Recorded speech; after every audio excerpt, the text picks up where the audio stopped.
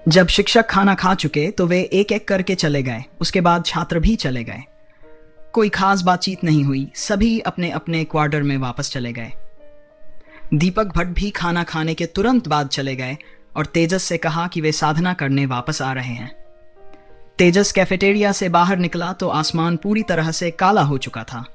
Yard शांत था और यार्ड के आसपास के घरों में कई लाइटें जल रही थी, जिससे एक शांतिपूर्ण लेकिन जीवंत माहौल बन रहा था। उसने एक लंबी सांस ली और फिर अपने स्थान ईस्ट 3 की ओर चल दिया।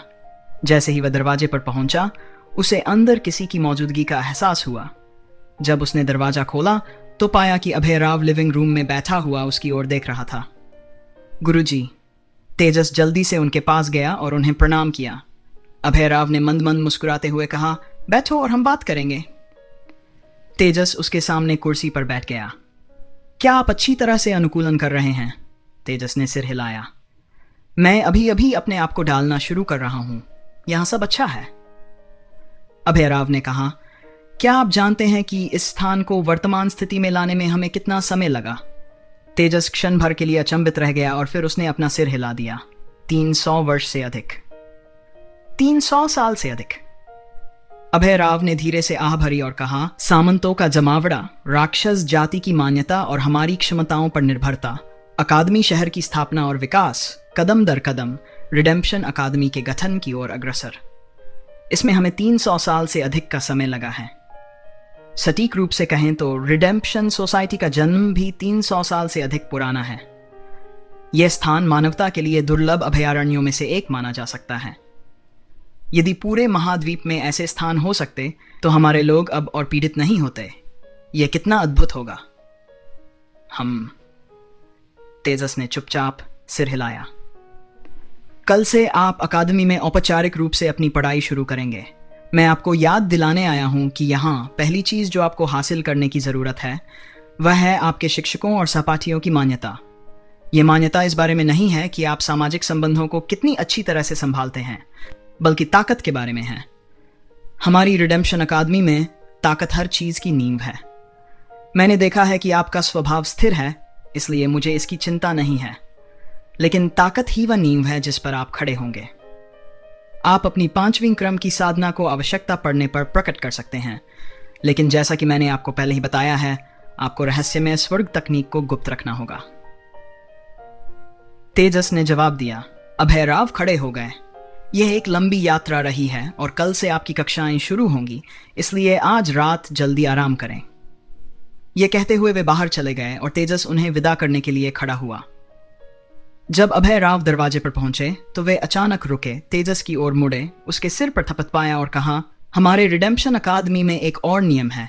आप केवल एक ही सच्चे शिक्षक को स्वीकार कर सकते हैं, समझे? यह कहने के बाद उन्होंने फिर से तेजस के कंधे को थपथपाया और एक चमकती हुई रोशनी के साथ उनका लंबा आकार हवा में गायब हो गया। केवल एक शिक्षक को मान्यता दें। तेजस ने सोचा कि अभय राव न किस ओर इशारा कर रहे थे। उसने दरवाजा बंद किया, फिर नहाया और बिस्तर पर चला गया। लेकिन तुरंत ध्यान और साधना शुरू करने के बजाय उसने अपनी छाती से एक छोटी थैली निकाली। यह थैली एक प्रकार के चमड़े से बनी थी जिसे वह पहचान नहीं पाया। यह भूरे पीले रंग की, हथेली के आकार की और दिखने में साधारण थी। यह थैली उसे बिमल राव से मिली थी जब वे दोनों कालीनगर की यात्रा पर निकले थे। पूरी यात्रा में बिमल राव के साथ होने के कारण स्वाभाविक रूप से उसके पास इसकी जांच करने का समय नहीं था। अब जब वह यहां बस गया था तो उसने अपनी उपलब्धियों को देखने के लिए थैली निकाली। जेन की मृत्यु के समय यह थैली ही उसकी एकमात्र संपत्ति थी। यह देखते हुए कि जेन घबराहट में भाग रहा था, यह थोड़ा अधिक मूल्यवान होना चाहिए था।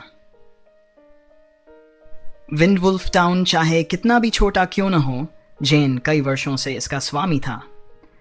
इससे भी महत्वपूर्ण बात यह है कि जब तेजस ने उसकी रक्तरेखा शक्ति को निगल लिया तो उसने देखा कि यह विंडवुल्फ की शक्ति से काफी अलग थी। यह बहुत अधिक शक्तिशाली थी। इसे निगलने से उसे पहले खाए गए सभी भेड़िया राक्षसों की तुलना में अधिक ऊर्जा मिली। यह स्वाभाविक रूप से तेजस को आश्चर्यचकित करता था। पहले तेजस को इस बारे में गहराई से सोचने का समय नहीं मिला था, लेकिन अब इस पर विचार करते हुए ऐसा लग रहा था कि विंडवुल्फ टाउन लॉर्ड जेन की उत्पत्ति किसी तरह की असाधारण थी। बेशक उसके निजी सामान में कुछ मूल्यवान वस्तु मिलने की संभावना काफी अधिक थी। पीले रंग की थैली पंख की तरह हल्की महसूस हुई, लेकिन छूने पर इसकी बनावट मैट जैसी थी। जब तेजस ने अपनी विवेकशील आंख को सक्रिय किया तो उसके दिल में एक झटका लगा। जैसे ही उन्होंने विवेकशील नेत्र से थैली का सावधानी पूर्वक निरीक्षण किया तो उन्हें तुरंत एक सूक्ष्म स्थानिक उतार चढ़ाव का एहसास हुआ, मानो अंदर कुछ छिपा हुआ हो। वह अच्छी तरह से जानता था कि स्थानिक उतार चढ़ाव का क्या मतलब है। क्या यह भंडारण के लिए इस्तेमाल किया जाने वाला स्थानिक खजाना हो सकता है, ठीक उसी तरह जैसे कि मेरू पर्वत को सरसों के बीज के अंदर समाहित करने की पौराणिक अवधारणा? अगर ऐसा है तो मैं वास्तव में एक खजाने पर ठोकर खाई है। स्थानिक विशेषताओं वाली वस्तुएं उसके पिछले जीवन में भी बहुत कीमती थीं। बेशक जब वह ईश्वर स्तरीय इकाई बन गया तो यह अब महत्वपूर्ण नहीं था, क्योंकि वह खुद ही स्थान बना सकता था। हालांकि यह पहली बार था जब उसे डेमन महाद्वीप में ऐसी वस्तु मिली थी। इसके अलावा अगर यह थैली वास्तव में एक स्थानिक खजाना थी तो इसमें उसके आकार से कहीं ज्यादा चीजें हो सकती थीं। विचार करते हुए तेजस ने उस छोटी थैली को खोलने का प्रयास किया, साथ ही उसमें अपनी आध्यात्मिक शक्ति डालकर उसके अंदर की चीजों का पता लगाने का प्रयास किया। जब तेजस की आध्यात्मिक शक्ति ने मूल रूप से भूरे पीले रंग की थैली को छुआ तो उसमें से एक हल्की नीली रोशनी निकली। वह अंदर प्रतिरोध की एक शक्ति को स्पष्ट रूप से महसूस कर सकता था, जिसने थैली में उसकी जांच को अवरुद्ध कर दिया था। इस अवरोध ने कोई बहुत बड़ा शक्ति उतार चढ़ाव नहीं दिया, लेकिन यह अविश्वसनीय रूप से लचीला था, जिसने आसानी से उसकी आध्यात्मिक शक्ति को दूर रखा। तेजस ने इससे खुद को हतोत्साहित नहीं होने दिया और न ही उसने ऐसा करने के लिए मजबूर किया।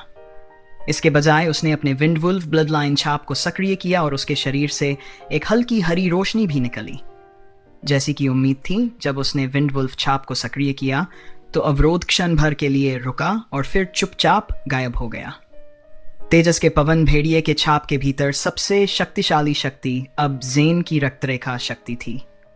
आखिरकार जेन की रक्तरेखा उन सभी पवन भेड़ियों की तुलना में बहुत अधिक केंद्रित थी जिन्हें उसने पहले निगल दिया था।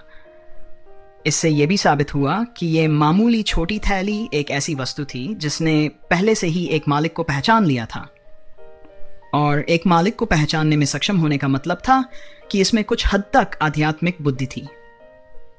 जैसे ही उसकी आध्यात्मिक शक्ति अंदर पहुंची, अगले ही पल तेजस का चेहरा खुशी से भर गया।